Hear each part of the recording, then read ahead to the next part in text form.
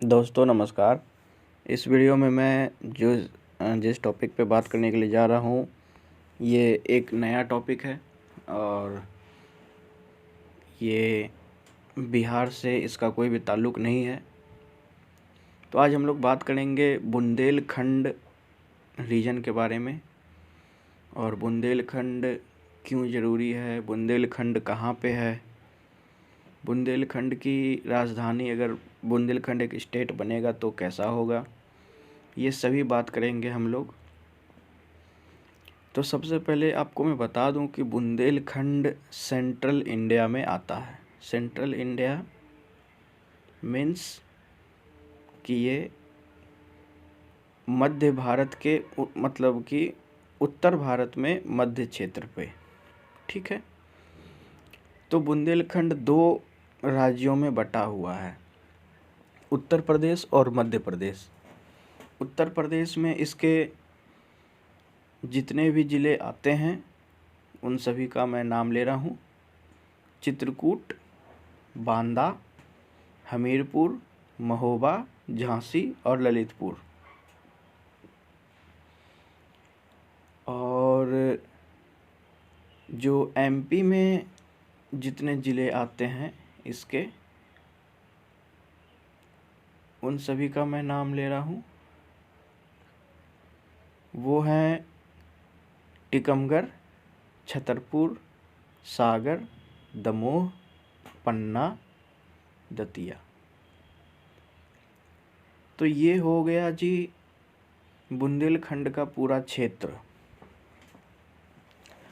अब हम लोग बात करते हैं कि बुंदेलखंड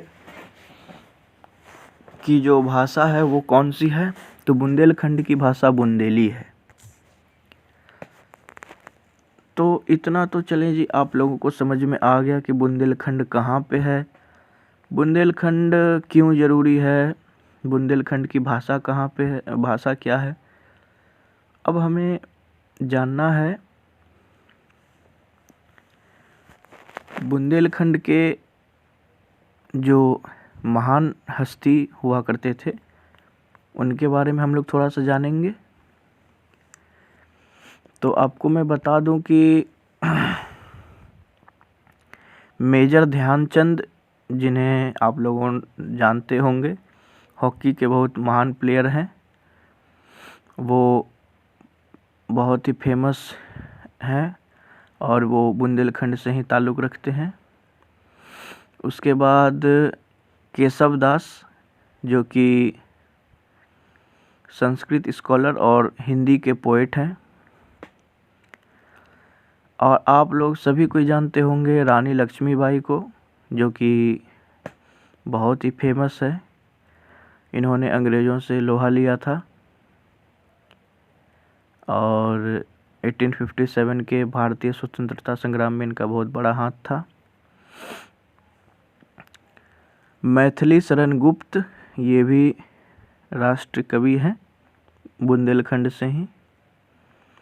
फूलन देवी, जिसे आप लोग सभी कोई जानते होंगे, ये फूलन देवी जिन्हें बैंडिट क्वीन के नाम से भी जाना जाता है, ये एक बहुत ही फेमस डकैत थी जिन्हें बाद में नेता बना दिया गया।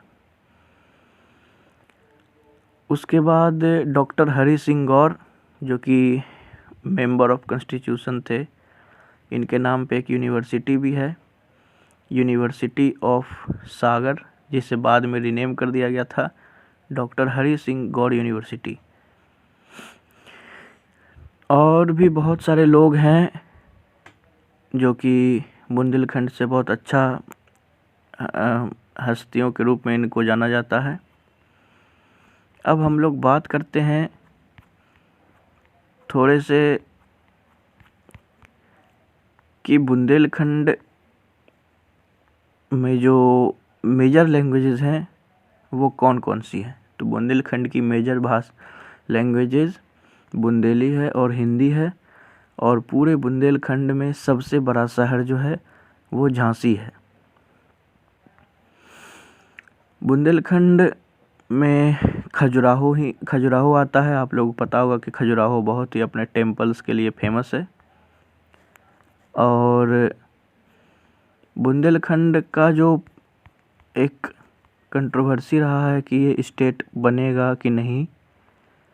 तो इसके लिए आप लोगों को ये समझना होगा कि बुंदेलखंड का स्टेट बनना क्यों ज़रूरी है। देखिए, बुंदेलखंड का स्टेट बनना इसलिए ज़रूरी है क्योंकि बुंदेलखंड के ऊपर ना ही कभी उत्तर प्रदेश ना ही कभी मध्य प्रदेश सरकार ने कभी ध्यान दिया। जब बहुजन समाज पार्टी यूपी में थी तो मायावती के शासन में, तो इन्होंने बुंदेलखंड को अलग कर दिया था।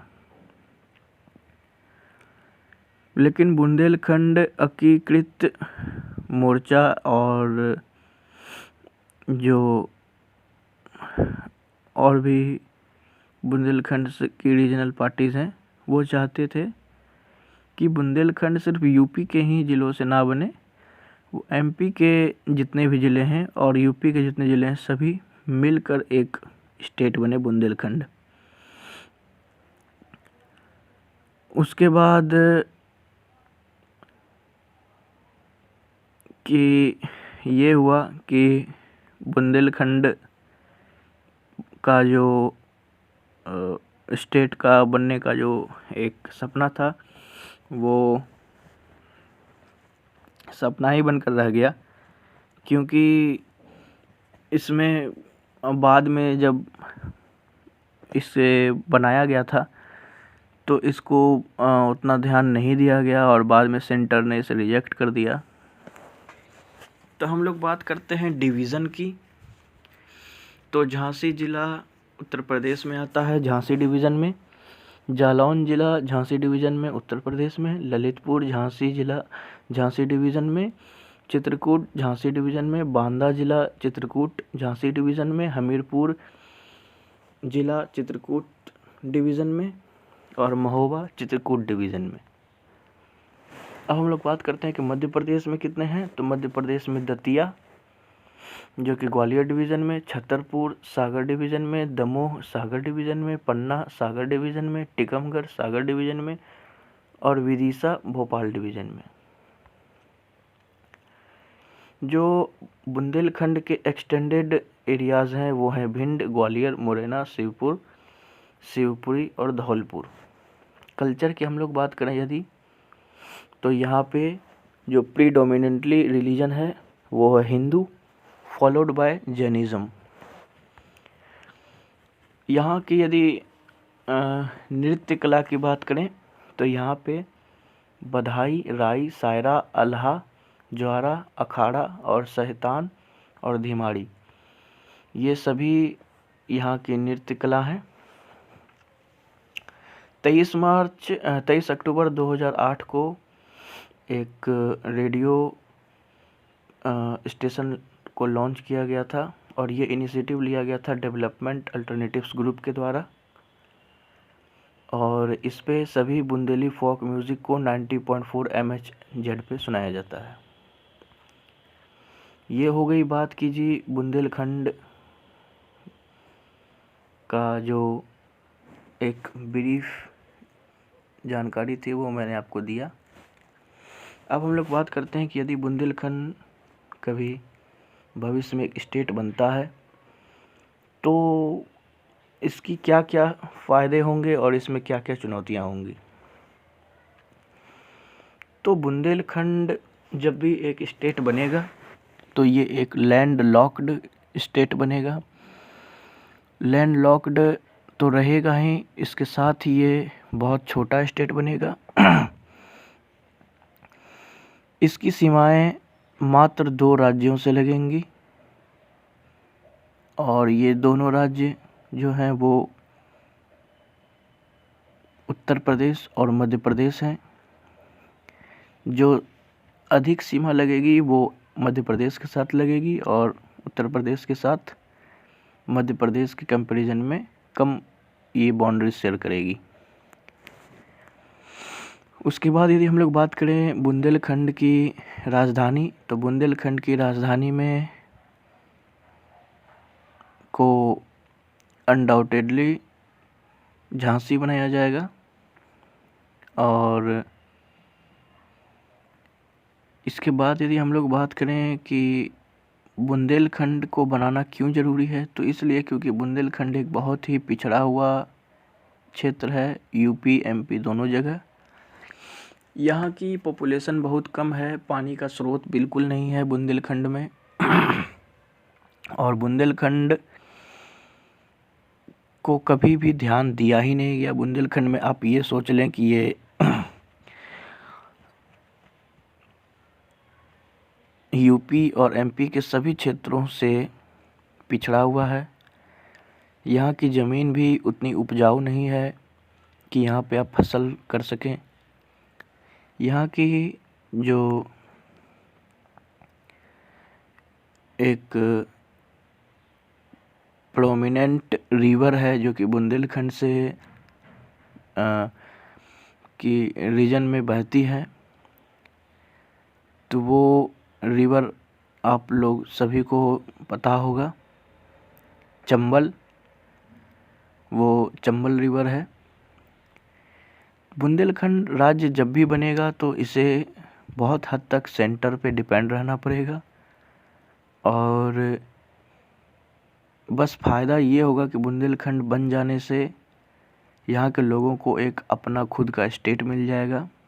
लेकिन ये हमेशा से उतना इसकी एरिया बहुत बड़ी नहीं होगी, और ये क्षेत्र काफ़ी इसे डेवलप होने में बहुत टाइम लगेगा, क्योंकि ये क्षेत्र बिल्कुल भी उपजाऊ नहीं है, और इसे हर चीज़ को लगभग सभी राज्यों से, आसपास के राज्यों से इंपोर्ट करना पड़ेगा। तो आज हमने जाना बुंदेलखंड क्षेत्र के बारे में। अगर यह वीडियो आपको पसंद आया हो तो इस वीडियो को लाइक करें, हमारे चैनल को सब्सक्राइब करें, और अपने मित्रों में और अपने शुभचिंतकों के साथ इस वीडियो को साझा करें। लाइक करें ना करें घंटा फ़र्क नहीं पड़ता मुझे, शेयर ज़रूर करें। जय हिंद, जय बुंदेलखंड, जय भागलपुर, जय आंध्र प्रदेश।